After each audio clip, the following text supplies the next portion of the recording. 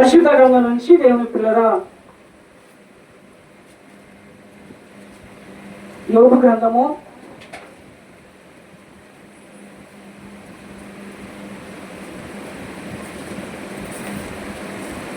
11వ అధ్యాయము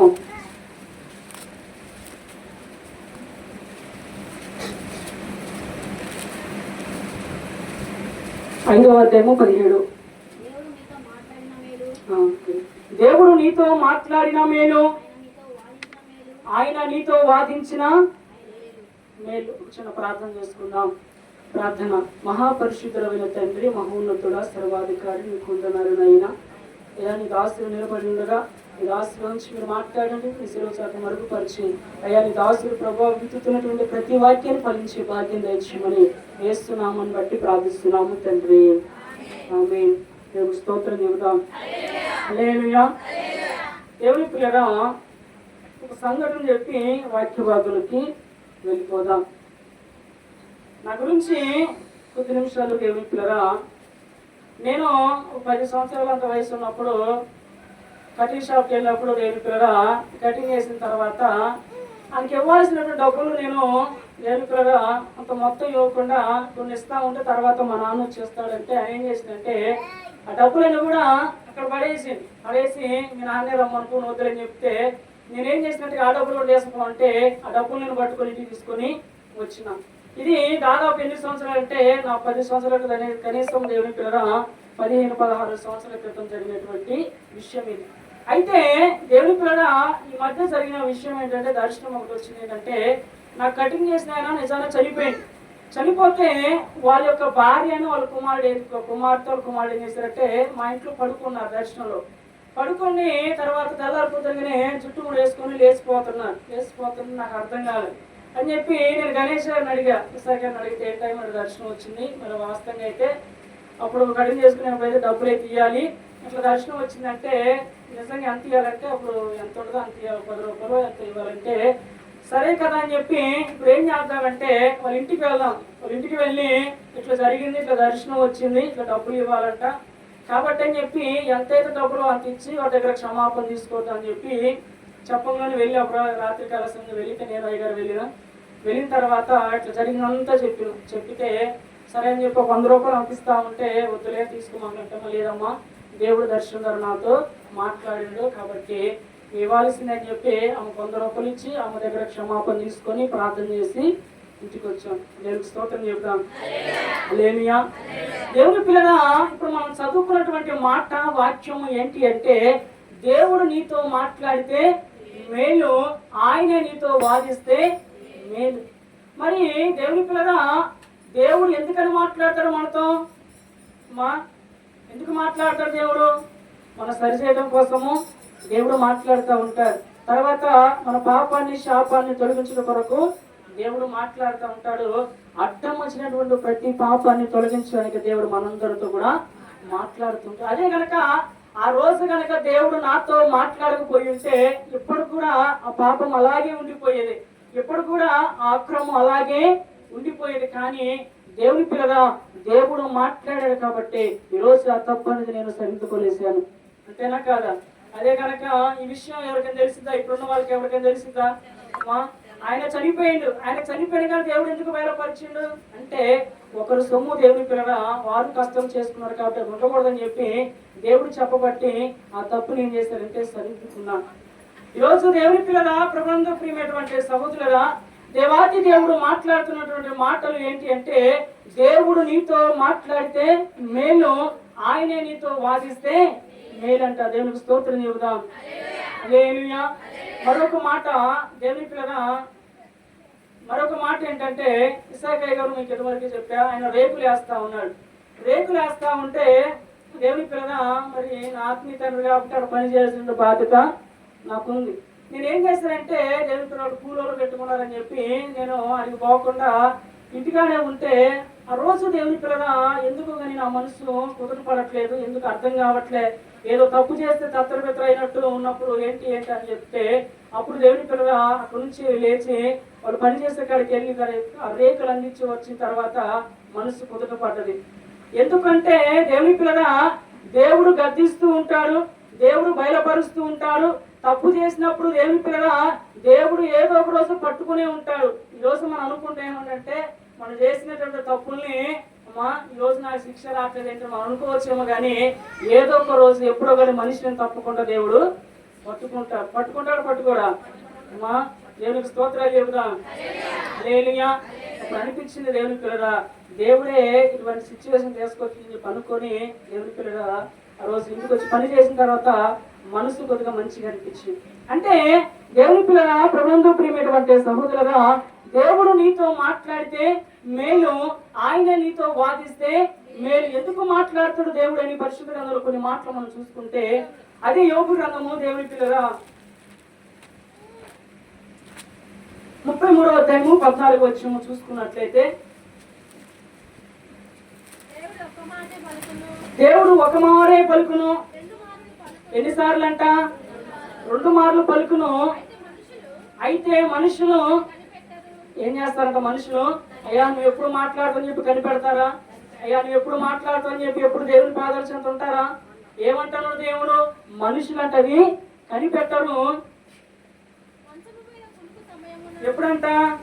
మంచం మీద కునుకు సమయమున, గాఢ నిద్ర పట్టినప్పుడు, కలలో రాత్రి కలుగు స్వప్నములలో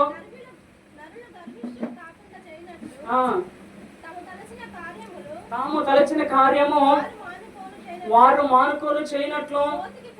ఎక్కడికి పోకుండా? ఊరికే గోతికి పోకుండా ఆయన కాపాడునట్లు, కత్తి వలన నశింపకుండా ఆయన ప్రాణమును తృప్తిపరిచినట్లు ఆయన వారి చెవులను నెరవేర్చేయను. చాలు. దేవునికి స్తోత్రాలు చెబుతాం. హల్లెలూయా. ఎట్లా మాట్లాడతారంట దేవుడు? దేవుని పిల్లగా దేవుడు ఒక మారులే పలుకును, 2 మార్లు పలుకును, కానీ మనుషులు ఏం చేస్తున్నారంట? అది కనిపెట్టలేక పోతూ ఉన్నారంట. ఈరోజు దేవుని పిల్లగా దేవుని యొక్క వాక్యము చక్కగా నీతో మాట్లాడుతుందంటే దేవుడు నిజంగా నేను దర్శిస్తూ ఉన్నాడా? ఈరోజు దేవుని పిల్లగా దేవుడు నిజంగా నీతో మాట్లాడుతూ ఉన్నాడా? ఈరోజు నిజంగా దేవుని భయము మనలో ఉన్నదా? విందాం వాక్యము. నిజంగా దేవుని పిల్లగా దేవుడు నీతో ఖచ్చితంగా మాట్లాడుతూ ఉన్నాడా? నిజంగా దేవుని పిల్లగా దేవుని భయము నీలో నాలో ఉన్నదా? దేవుని భయం ఉంటే ఎట్లా ఉంటాం చెప్పండి అమ్మా? దేవుని భయం ఉంటే ఎట్లా ఉంటాం? ఏదో ఒక రోజు దేవుని పిల్లగా ఖచ్చితంగా దేవుడు అయితే ఏదో ఒక చిన్న విషయం తప్పు చేసిన ఎప్పుడోసారి మనల్ని ఏం చేస్తారంటే దేవుడు పట్టుకుంటాడు. అందుకని దేవుని పిల్లగా ప్రభువునందు ప్రియమైనటువంటి సహోదరులుగా దేవుడు మాట్లాడితే, దేవుడు దేవుని పిల్లగా బయలుపరిస్తే దేవునికి భయపడిన వాడు ఎలా ఉంటాడంటే మత్తయి సువార్త 7వ అధ్యాయము 13వ వచనంలో ఒక మాట చూసుకుందాం. దేవుని పిల్లగా మత్తయి సువార్త 7వ అధ్యాయము 13వ వచనము.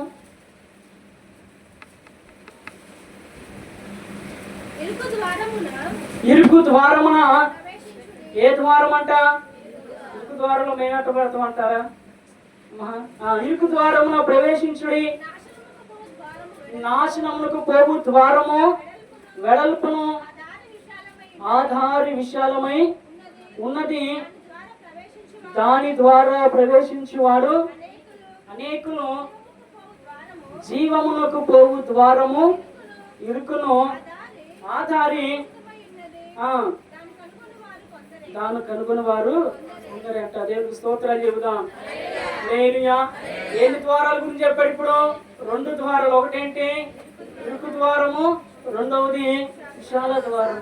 దేవుని పిల్లగా ఇరుకు ద్వారమున ప్రవేశించి వాడు ఎట్లా ఉంటాడంటే ఈ లోకంలో విలువైంది ఏం చెప్పండి? మనిషికి విలువైంది ఏంటి ఈ లోకంలో? ప్రాణం. ఏంటంట? ప్రాణం. తన జీవితంలో ఇది కూడా విలువైనవి, తన జీవితంలో విలువైనవి. దేవుని పిల్లగా ఈ ప్రాణాన్ని, తన జీవితాన్ని దేవుని కొరకు పణంగా పెట్టేవాడే ఇరుకు మార్గంలో ప్రవేశిస్తాడు. దేవుని పిల్లగా తన జీవితాన్ని, సర్వస్వాన్ని మొత్తం కూడా ఎక్కడ పెట్టాలంట? దేవుని కొరకు ఖర్చు పెట్టేవాడు, దేవుని కొరకు లోకాలు అన్ని చంపుకునేవాడే దేవునికి భయపడతాడంట. వాడే దేవునికి భయపడేటువంటి మనుష్యుడు. మరి విశాల మార్గంలో ఉన్న వారు ఏం చేస్తూ ఉంటారు? విశాల మార్గంలో ఉన్న వారు ఏం చేస్తుంటారు చెప్పండి? దేవునికి లోబడక తర్వాత లోకంలో వెళుతూ ఉంటారు. ఎక్కడ ఏమి దొరికింది, ఎక్కడ ఎలా ఉండాలి, లేకపోతే ఎట్లా చేయాలి, లోక సంబంధం ఎట్లా ఉండాలని చెప్పి వీరంతా ఏం చేస్తున్నారంటే దేవునికి భయపడిన వారు, దేవుని మాటకు లోబడిన వారు, దేవుని యొక్క వాక్యానుసారంగా జీవించినటువంటి వారు ఏ మార్గంలో ఉంటారంటే విశాలమైనటువంటి మార్గంలో ఉంటారంటే. ఏముంటే అంట విశాలమైన మార్గంలో? లోకంలో అందచందాలు, లోకంలో దేవుని పిల్లల ఇంకేదైనా సంబంధాలు, లోకం అందంగా కనిపించటము, ఇవన్నీ కూడా ఉండటం వలన వారు ఏ మార్గంలో ప్రవేశిస్తారంటే విశాల మార్గంలోనే ప్రవేశిస్తుంటారు. కానీ ఇరుకు మార్గంలో ప్రవేశించి వాడు ఎవరికి లోబడతాడంటే దేవునికి లోబడతాడు. వాడికి దేవుని భయం అనేది ఉంటది. దేవుని భయం లేనివాడు దేవుని పిల్లలు ఏ మార్గంలో ఉన్నాడంటే విశాలమైన మార్గంలోనే ఉన్నాడు. కాబట్టి ఈరోజు దేవుని పిల్లగా అడుగుతున్నటువంటి దేవుడు చెబుతున్నటువంటి మాట ఏంటి అంటే, నిజంగా నీ జీవితం విలువ నీకు తెలుసా? మా అందరు వాక్యం వింటున్నారా? దేవుడికి స్తోత్రం చెబుదాం. హల్లెలూయా. నీ యొక్క జీవితం విలువ నీకు తెలుసా? ఈరోజు మా నీ జీవితం విలువ నీకు తెలియకే దేవుని పిల్లగా ఎక్కడెక్కడో సమయాన్ని ఖర్చు పెడుతూ ఉంటాం. మన జీవితం విలువ మనకు తెలియకుండా దేవుని పిల్లగా సమయాన్ని పోనిస్తూ ఉంటాం. మన జీవితం విలువ మనకు తెలియకుండా దేవుని పిల్లగా ఈరోజు కాదు రేపు పోవచ్చు, రేపు కాకపోతే ఎల్లుండి పోవచ్చులే, ఇంకెప్పుడైనా పోవచ్చు అనుకున్నాం. కానీ దేవుని పిల్లగా నైట్ పడుకున్నటువంటి మనుషులు తెల్లారేసరికి ఏమైపోతున్నారంట? చనిపోతున్నారు. అందుకనే ఈరోజు దేవుని పిల్లగా నీ జీవితం విలువ నిజంగా నీకు తెలుస్తున్నదా? చాలా మంది దేవుని పిల్లగా నాలో ఏ సామర్థ్యం లేదు కదా, నాలో ఏ శక్తి లేదు కదా, లేకపోతే నాలో ఏమి లేదు అని చెప్పి అక్కడే ఆగిపోతున్నారు. కానీ ఒక్కసారి నీ మనసు కనుక దేవుడికి ఇస్తే కనుక దేవుని పిల్లగా దేవుడు పెంట కుప్పల జీవితం నుంచి కూడా ఘనమైన స్థితిలోకి దేవుడు నిలబెడతాడంట. దేవునికి స్తోత్రాలు చెబుదాం. హల్లెలూయా. ఒక సహోదరుడు దేవుని పిల్లగా ఒక అడవికి పక్షులు పట్టడానికి వెళ్ళితే ఆయనకి ఏం దొరికిందంటే ఇంతంత ఒక రాళ్ళ మూట దొరికింది. ఏంటంట? రాళ్ళ మూట సంచులు దొరికితే వాడు దేవుని పిల్లగా ఏమీ తెలియనివాడు కాబట్టి రాళ్ళ మూట తీసుకొని వాడు ఏం చేస్తాడంటే పిట్టలకి పక్షులకి రాళ్ళు ఇసిరేస్తున్నాడంట. ఇసిరేసి ఇసిరేసి ఇసిరేసి ఒక రాయి ఉంటే దాన్ని పట్టుకుని ఊళ్ళోకి వచ్చిందంట. ఎగరేసుకుంటా వస్తుంటే దేవుని పిల్లగా ఆ బంగారు షాప్ ముందు వెళ్తా ఉంటే ఆ బంగారు షాప్ ఆయన చూసి వాళ్ళని పిలిచి దేవుని పిల్లగా ఆ రాయిని చూసి, ఈ రాయి నిజంగా నువ్వు నాకు అమ్ముతావా, ఇన్ని లక్షలు ఇన్ని డబ్బులు నేను ఇస్తానంటే వాడు ఆశ్చర్యపోతున్నాడు. ఎందుకు ఆశ్చర్యపోతున్నాడు? ఈ యొక్క అడిలో దొరికిన రాయికి ఎంత విలువ అనుకున్న తర్వాత దాని విలువ ఎవరికి తెలిసింది? అక్కడ బంగారు షాప్ ఆయనకి తెలిసి నేను అంటా ఉన్నాడు, ఇది ఇస్తే నిజంగా నేను ఎంతో కొంత డబ్బులు ఇస్తా, ఈ రాయి అని చెప్పి దేవుని పిల్లగా ఆయన తీసుకున్నప్పుడు ఏంటిదంటే ఇది ఒక వజ్రానికి సంబంధించిందో లేకపోతే ఏదైనా సంబంధించిందని చెప్పి ఆయన చెప్పంలోనే ఇప్పుడు అతనికి ఏం గుర్తొచ్చిందంటే, ఇప్పుడు నేను ఆ రాళ్ళన్నీ ఏడదామని చెప్పి అడిగిపోతే అడవిలో యాడిసిలేసిన ఆయనకి అర్థం కాలే, తన చేతులు ఉన్నప్పుడు అర్థం కాలేదు. దేవుని పిల్లగా ఏడబడతాడా విశ్లేషిండు. అప్పుడు కూర్చొని ఏం చేస్తాడంట? ఏడుస్తా ఉంటే దేవుని పిల్లలు అప్పటిదాకా చేతులు ఉన్నటువంటి విలువైనటువంటి వస్తువు ఏమైపోయిందంటే తనకి తెలియకుండా పోయింది. దేవునికి స్తోత్రం చెబుదాం. హల్లెలూయా. అదే కనుక ముందే దాని యొక్క విలువ తెలుస్తుంటే ఏమైపోయేవాడు? ఆ ఒక్కదానితో ఇంకా పదమ్ముకుంటే ఎక్కువ డబ్బులు వచ్చాయి, తన జీవితం బాగుండేది. కానీ ఏ పిచ్చిరాళ్ళు అనుకుని దేవుని పిల్లలు ఎత్తపడతా పిచ్చిరేసి ఈరోజు మన జీవితాలు కూడా అదే విధంగా తయారైపోయి మనకు అర్థం కావట్లే. దేవుని పిల్లగా దేవుడు తన స్వరూపం అని ఎందుకు చేసుకున్నాడు నిన్ను? నీ స్వరూపం ఏ జంతువుకి ఇవ్వలేదే? మరి నీ స్వరూపము దేవుని పిల్లగా ఏ పక్షికి ఇవ్వలేదే? నీ స్వరూపము దేవుని పిల్లగా లోకంలో ఉన్నటువంటి ఏ జంతువు కానీ దేనికి ఎందుకు ఇవ్వలేదు? ఆయన స్వరూపమందు నేను ఎందుకు చేసుకున్నాడంటే దేవుని పిల్లగా ఆయనలాగా నువ్వు బ్రతకాలని.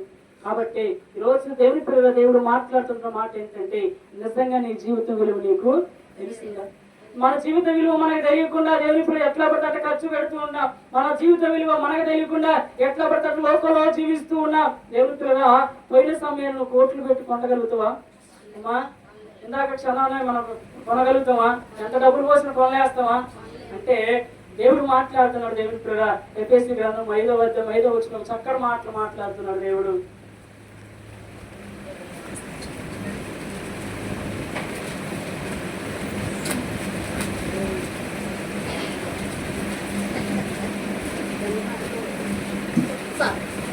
ఐదు పదిహేను దయచేసి.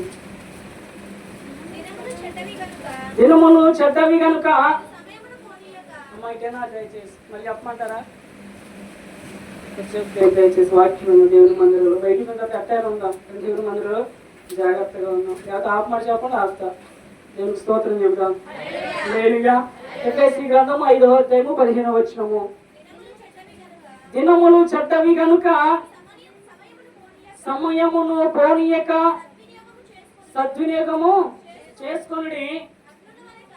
అజ్ఞానుల వలె కాక జ్ఞానుల వలె నడుచుకుని. చాలు, దేవుని స్తోత్రం చెబుదాం. హల్లెలూయా. సమయాన్ని ఎట్టబడితే అట్ట ఖర్చు పెట్టమని చెప్తున్నాడు దేవుడు. ఏం చెప్తున్నాడు ఇక్కడ? సమయాన్ని పోనీక, దినములు చెడ్డవి కనుక సమయాన్ని పోనీక సద్వినియోగపరుచుకున్నది ఒక వాక్యము మాట్లాడుతుంది. మనం నిజంగా దేవుని పిల్ల, దేవుడు ఇచ్చినటువంటి విలువైన జీవితాన్ని నిజంగా దేవుని పిల్ల మనము అయ్యా నాకు ఏమి చేత కాదులే, నాకు ఏం కాదులని చెప్పి ఎట్లా ఉంటే ఎట్లానే ఉండిపోతాం. కానీ నేను ఏదైనా దేవుని కొరకు చెయ్యాలి, నేను ఏదైనా దేవుని కొరకు నిలబడాలి అని ముందుకు వెళితే మనం చేయగలుగుతాం తప్ప నా జీవితం ఇంతని చెప్పి నీ జీవితం మీద నీకే దేవుని పిల్ల ఒక విలువ లేనప్పుడు ఈ నీ జీవితం ఏమైపోతుంది చెప్పండి అమ్మా? ఎవరు బాగా చేస్తారు అమ్మా? అందుకని దేవుడు మాట్లాడుతున్న మాట, నీ జీవితం విలువ నీకు తెలుస్తా. ఈ రోజు దేవుడు మాట్లాడుతున్నాడు. దేవుని పిల్లగా, దేవుని పిల్ల ఏదైనా విలువైన వస్తువుని పగలగొట్టేవనుకోండి, నేల పారిపోసావనుకోండి, దాన్ని ఎత్తుకోలేస్తావా అమ్మా? ఎవరు ఎత్తుకోలేస్తారా? కాబట్టి నీ చేతిలో ఉన్నప్పుడే దాని విలువేంటి నీకు తెలియాల. తెలియకపోతే దేవుని పిల్లగా జీవితంలో ఎన్నో కోల్పోవాల్సి వచ్చింది. అవసరమైతే జీవితాన్ని కోల్పోవచ్చింది. దేవునికి స్తోత్రం చెబుదాం. హల్లెలూయా. జీవితంలో ఎన్నో కోల్పోవచ్చింది. కాబట్టి అందుకని మన జీవితం విలువ మనకి ఏం చేయాలంట తెలియాలా. మనిషి జీవితంలో ప్రతి క్షణం కూడా ఇంపార్టెంటే. ఎందుకంటే దాన్ని ఎన్ని కోట్లు పోతున్నావో తిరిగి తెస్తరేస్తావా అమ్మా? ఏది కూడా తేవలే. కాబట్టి అందుకనే దేవుని పిల్ల దేవుడు మాట్లాడుతున్నాడు. నిజంగా దేవునికి లోబడే మనిషిగా ఉన్నావా, లేకపోతే విశాల మార్గంలో ఉన్నావా, ఇరుకు మార్గంలో ఉన్నావా, దేవుడు మాటకు లోబడుతున్నావా, దేవుడు మాటలకు నువ్వు భయపడుతున్నావా అని ఒక వాక్యము సెలవిస్తుంది. ఎందుకంటే దేవుడు మనతో ఏం చేయాలంట, ఏం చేయాలి? దేవుడు మనతో మాట్లాడితే మన యొక్క బ్రతుకులు మారుతూ ఉంటాయి, మన లోపాలు మారుతూ ఉంటాయి. అయ్యా ఇంకా నాలో ఏమనుంటే బయలుపరచు ప్రభు అని చెప్పి ప్రతిదినం కూడా ఆయన పాదాల చెంత ఉండి దేవుని పిల్లలు అడిగేవారుగా, పెనుగులాడే విధంగా, మొరపెట్టే విధంగా, దేవుని పిల్లలు ఆయన దగ్గర ప్రార్థించేవారుగా మనము ఉండాలి. అంతేకాని విశాల మార్గం వైపు పోయి దేవుని పిల్లగా ఏదేదో కావాలి, ఏదేదో రావాలని చెప్పి మనం అనుకుంటే మన జీవితం ఏమైపోతుందో ఒకసారి కోల్పోతాం. దేవునికి స్తోత్రం చెబుతాం. హల్లెలూయా. నాతో మాట్లాడు ప్రభువా ఒక్కసారి, నాతో మాట్లాడు యేసు ఒక్కసారి, నాతో మాట్లాడు ప్రభువా ఒక్కసారి, నాతో మాట్లాడు ప్రభు ఒక్కసారి. బాధల్లో ఉన్నాడు మాట్లాడవా, బలహీనమయ్యాడు మాట్లాడవా, బాధల్లో ఉన్నాడు మాట్లాడవా, బలహీనమయ్యాడు మాట్లాడవా, మాట్లాడు మాట్లాడు నాతో మాట్లాడు, మాట్లాడే దేవుడా నాతో మాట్లాడు, మాట్లాడు మాట్లాడు నాతో మాట్లాడు, మాట్లాడే దేవుడా నాతో మాట్లాడు, నాతో మాట్లాడు ప్రభువా ఒక్కసారి, నాతో మాట్లాడు యేసు ఒక్కసారి. హల్లెలూయా.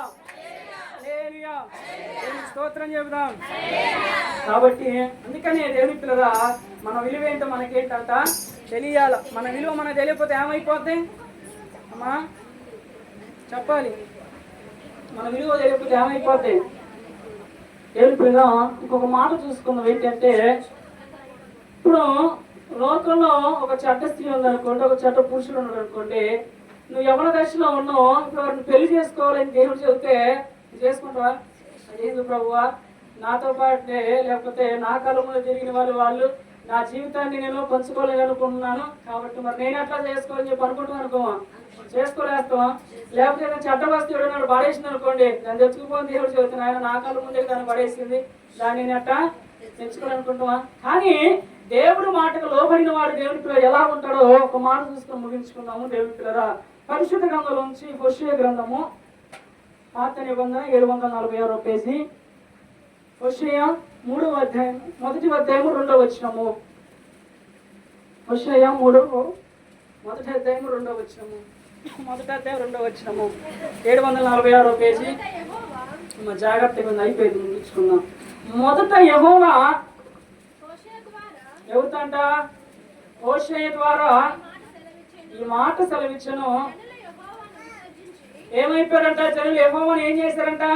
విసర్జించారంట, వదిలేశారా? కనుక నీవు పోయి ఎవరితో అన్నాడు ఇక్కడ? వాక్యం దయచేసి కొద్ది నిమిషం మంచిగా. నీవు పోయి ఆ స్త్రీని ఏమంటాడు ఇక్కడ? ఎవరు మాట్లాడుతున్నాడు ఇక్కడ? దేవుడు మాట్లాడుతున్నాడు. ఏమన్నాడంటే రాజు ఆయన పిలిచి ఏమంటాడంటే, అయ్యా ఇది ఇశ్రాయేలు ప్రజలను విడిచిపోయారు కాబట్టి ఇప్పుడు ఒక మాట చెయ్యి అంటే, అయ్యా ఎందుకంటే నేను ఇరుకు ద్వారాలో ప్రవేశిస్తున్నాయా, నీ మాటకు నేను లోపడతా చెప్పాయంటే ఏమని మాట్లాడుతున్నట్టు దేవుడు? ఇదిగో వ్యభిచారం చేసే ఒక స్త్రీ ఉన్నది, వారికి వెళ్ళి నువ్వేం చేయాలంటావని పెళ్ళాడి